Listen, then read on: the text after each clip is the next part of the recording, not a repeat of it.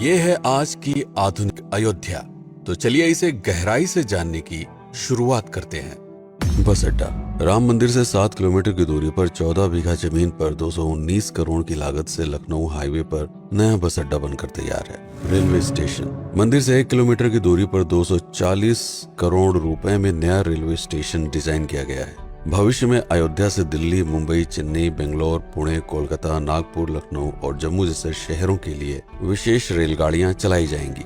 हवाई अड्डा। 1450 करोड़ रुपए में लगभग 1300 बीघे में फैला हुआ प्रयागराज हाईवे पर नाके के पास बनाया गया है नया एयरपोर्ट। यहाँ से राम मंदिर की दूरी सिर्फ 12 किलोमीटर है। भविष्य में कई बड़े महानगरों के लिए सीधे उड़ानें उपलब्ध होंगी। घाघरा जलमार्ग। अगर आपके पास अपनी खुद की मोटर बोट है तो छपरा से घाघरा यानी सरयू नदी की सैर करते हुए लगभग 300 किलोमीटर नदी में चलकर भी अयोध्या पहुंच सकते हैं। भविष्य में इस रूट के लिए भी मोटर बोट चलाए जाने का प्रस्ताव है। राम मंदिर। अयोध्या के राम मंदिर की कुल कीमत है 1800 करोड़।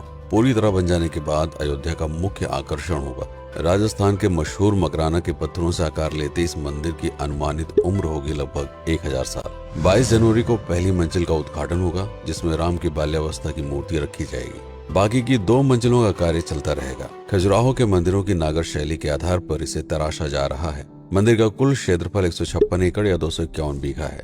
हनुमानगढ़ी। राम मंदिर से लगभग 800 मीटर की दूरी पर स्थित है हनुमानगढ़ी। मंदिर के आवासीय परिसर को मिलाकर यह लगभग 52 बीघे में फैला हुआ है। मंदिर की 76 सीढ़ियां चढ़कर हनुमान जी के दर्शन के बाद ही राम मंदिर में जाने का विधान है। यह मंदिर अयोध्या शहर के ठीक बीच में एक ऊंचे टीले पर बना है। शहर की तरफ आने वाले आक्रमणकारियों के आने की सूचना यहीं से प्राप्त करके अयोध्या के राजा तक भेजी जाती थी। इतिहासकारों के अनुसार जितनी बार भी अयोध्या पर आक्रमण हुआ, उतनी बार इस मंदिर को भी विध्वंस झेलना पड़ा। हालांकि सन्यासियों ने हर बार इस मंदिर को फिर से खड़ा किया। आज यह मंदिर रामानंद संप्रदाय और निर्वाणी अखाड़े के अधीन है। राम की पेड़ी। अयोध्या को सरयू नदी की भयंकर बाढ़ से बचाने के लिए इस बांध का निर्माण किया गया था, जिस पर श्रद्धालुओं के स्नान के लिए कई घाट बना दिए गए थे। इतिहासकारों के अनुसार जितनी बार भी बांध टूटता था, सरयू का पानी अयोध्या की गलियों में घुस आया करता था। इसी बाढ़ से बचने के लिए पूरे अयोध्या में जगह जगह पर ऊंचे टीले बनाए गए थे, जैसे राम टीला, हनुमान टीला, लक्ष्मण टीला। आज ये बांध अयोध्या का मुख्य पर्यटन स्थल बन चुका है। हर दीपावली पर यहाँ लाखों दिए जलाकर रामायण की उस घटना को उत्सव के रूप में मनाया जाता है जब श्री राम अयोध्या वापस लौटे थे। अयोध्या के कई बार उजड़ने के पीछे एक कारण इस नदी को भी माना जाता है। हालांकि इसी नदी की वजह से यहाँ पर गन्ने की खेती बड़े स्तर पर की जाती है।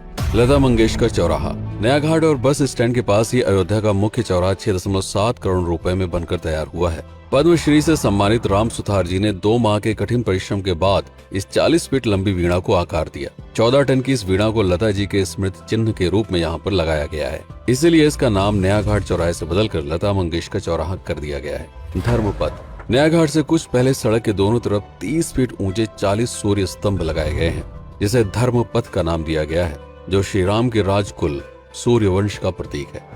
दशरथ समाधि स्थल। नए बस अड्डे के बगल से एक पतली रोड कछार से आगे बढ़ते हुए लगभग 12 किलोमीटर दूर ले आती है दशरथ समाधि स्थल, जो बिलहर घाट पर मौजूद है, जिसके बारे में मान्यता है कि यहाँ पर राजा दशरथ का दाह संस्कार हुआ था। राम मंदिर के साथ ही इस जगह को भी पर्यटन स्थल के रूप में विकसित किए जाने की योजना पर कार्य चल रहा है। भरत कुंड। अयोध्या से 15 किलोमीटर दूर है नंदीग्राम। यहाँ मौजूद तालाब को भरत कुंड कहते हैं। मान्यता है कि इसी जगह से भरत ने पूरे अयोध्या का राज कार्य संचालित किया था। पर्यटकों के लिए इस स्थान को भी विकसित किया जाएगा। गुप्तार घाट। राम की बेड़ी से सरयू नदी के किनारे चलते हुए 10 किलोमीटर दूर स्थित है गुप्तार घाट। ये कैंट एरिया में पड़ता है। इस जगह को श्री राम के जल समाधि के रूप में महत्व दिया जाता है। इसके अलावा अयोध्या नगर में हर गली में कई विशेष मंदिर हैं, जिनकी अपनी मान्यताएं हैं, कथाएं हैं, विशेषताएं हैं। पूरी तरह से विकसित हो जाने के बाद नई अयोध्या को पूरी तरह से जानने के लिए, इसका आनंद लेने के लिए कम से कम 3 दिनों तक यहाँ रुकने की आवश्यकता है। देश विदेश से ज्यादातर पर्यटक भारत आते हैं उत्तर प्रदेश में आगरे का ताजमहल देखने और प्राचीन नगर काशी और सारनाथ घूमने। प्रश्न ये है कि अयोध्या घूमने और श्री राम का मंदिर देखने के लिए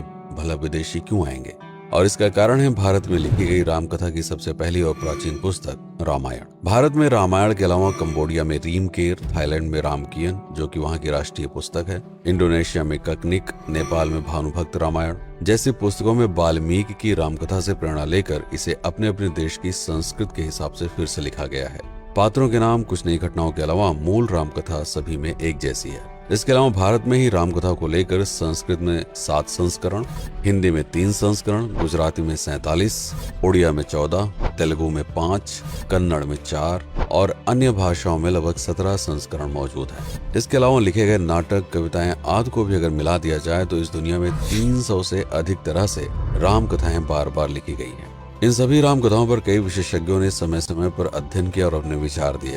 father Camille Bulcke, Hermann Jacobi, Wendy Doniger, Edward अल खरर, Alf Hiltebeitel, Paula Richman, Aubrey Menen, Ramesh Menon, Radha Vishwanath, Shantanu Gupta, Meenakshi Jain, Lala Sitaram, Swami Gyanananda Saraswati जैसे कई लोगों ने समय समय पर रामकथा को लेकर गहन शोध किया और इसमें छिपे हुए मूल कथा के साथ ही इसके इतिहास को समझने का प्रयास भी किया। रामकथा थी कौशल प्रदेश के द्वारा किष्किंधा और लंका पर विजय प्राप्त करने की पहली बार एक अखंड भारत के निर्माण की। रामायण महत्वपूर्ण इसलिए हो जाता है क्योंकि ये अखंड भारत युद्ध से अधिक व्यक्ति के आदर्शों, सूझबूझ, मित्रता जैसे गुणों से स्थापित हुआ। रामायण एक ऐसा डॉक्यूमेंट है जो ये समझाता है कि भारत पहली बार एक कैसे हुआ। इसलिए ये गाथा न तो कभी भुलाई जा सकती है और न ही कभी मिटाई जा सकती है। और आज की अयोध्या उसी अखंड भारत का एक प्रतीक है, अपनी संपन्नता के कारण जिसने समय समय पर बाहरी आक्रमणकारियों का भी सामना किया। अयोध्या की इसी संपन्नता ने यहाँ पर मुगलों को भी आकर्षित किया। महात्मा बुद्ध भी यहाँ पर रुके, सिखों के गुरु साहब भी आए और जैन धर्म के तीर्थंकर भी। सिर्फ आए ही नहीं बल्कि उनके अनुयायी यहीं पर बसते चले गए। अयोध्या कितनी बार बसी, कितनी बार उजड़ी, इसके बारे में बहुत अधिक प्रमाण उपलब्ध नहीं है। सूर्यवंश के पतन के साथ ही अयोध्या का भी पतन होता रहा। बीच में कई सौ सालों तक अयोध्या मानो विलुप्त सी हो गई। इसका कारण क्या था, इसका कोई प्रमाण नहीं है। अयोध्या को फिर से खोजकर उसे स्थापित करने में बार बार राजा विक्रमादित्य का नाम आता है, लेकिन विक्रमादित्य एक उपाधि है जिसे कई राजाओं को दिया गया था। तो ये कहना मुश्किल है कि किस कालखंड के कौन से राजा ने यह कार्य किया। कुछ विशेषज्ञों का मत है कि यह काम उज्जैन के राजा विक्रमादित्य ने किया होगा। नंदवंश, मौर्य वंश, शुंग वंश, गुप्त वंश आदि के साम्राज्य में भी अयोध्या का वर्णन प्राप्त होता है। सबसे बड़ा विध्वंस हुआ 1527 के आसपास बाबर के कार्यकाल में, जब राम मंदिर को ध्वस्त कर बाबरी मस्जिद स्थापित की गई। सन 1722 में बंगाल के नवाब अली वर्दी खान ने व्यापार के नजरिए से राम मंदिर से कुछ किलोमीटर की दूरी पर एक नया शहर बसाने की शुरुआत की।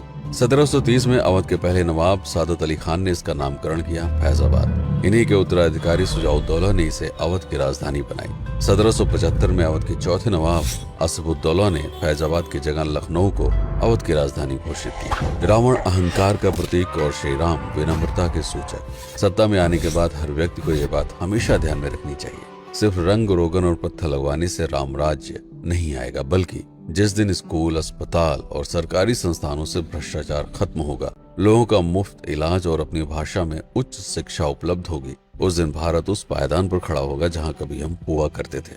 रामायण अहंकार पर विनम्रता की विजय है।